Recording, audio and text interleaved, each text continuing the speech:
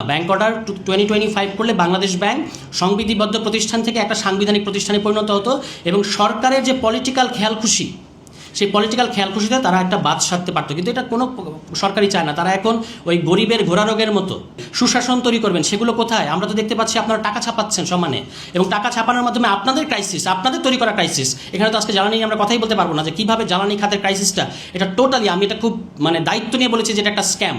যে Bangladesh bank order 2025, এটা নিয়ে আমি খুব একটা আলোচনা করতে দেখি না, কোথাও আলোচনা হচ্ছে না।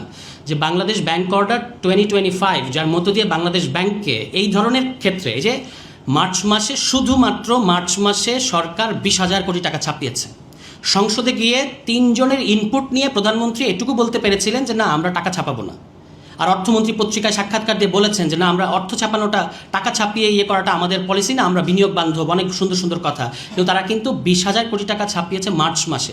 এখন বাংলাদেশ ব্যাংক অর্ডারটা এই জন্য জরুরি ছিল যে তারা গভর্নমেন্টকে এটা বলবে যে নো ইউ কান্ট।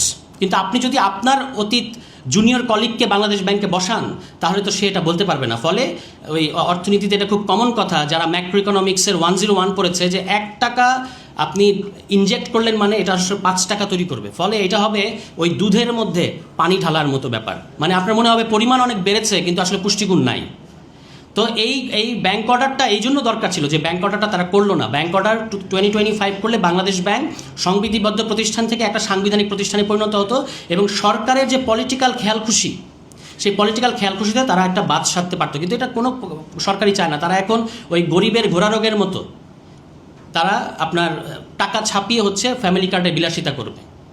এটা হচ্ছে সরকারের পরিকল্পনা। এই কারণে আমি আপনাদেরকে অনুরোধ করবো যে বাংলাদেশ ব্যাংক অর্ডার 2025 নিয়ে আরও বেশি কথা বলেন। আপনারা আপনাদের ইশতেহারের মধ্যে বলেছেন অর্থনৈতিক সংস্কার কমিশন করবেন, ব্যাংকিং খাতে শৃঙ্খলা ফিরিয়ে আনবেন, সুশাসন তৈরি করবেন, সেগুলো কোথায়? আমরা তো দেখতে পাচ্ছি আপনারা টাকা ছাপাচ্ছেন সমানে, এবং টাকা ছাপানোর মাধ্যমে আপনাদের ক্রাইসিস, আপনাদের তৈরি করা ক্রাইসিস। এখানে তো আজকে জ্বালানি আমরা কথাই বলতে পারবো না যে কীভাবে জ্বালানি খাতের ক্রাইসিসটা, এটা টোটালি আমি এটা খুব দায়িত্ব নিয়ে বলেছি যে এটা একটা স্ক্যাম তৈরি করা, সরকারের দ্বারা তৈরি করা একটা স্ক্যাম। তো এই পুরো সংকটটা তৈরি করা আপনাদের, যার সাথে বাংলাদেশের জনগণের কোনো সম্পর্ক নাই, কিন্তু এটার ধানি টানতে হবে বাংলাদেশের মানুষকে এই টাকা ছাপানোর কারণে। এখন আপনাদের এইটাই হচ্ছে আপনাদের অর্থনৈতিক নীতি, যে লুটেরাদেরকে আবার কামব্যাক করার সুযোগ দেবেন, টাকা ছাপাবেন এবং ফ্যামিলি কার্ডের ফুটানি করবেন।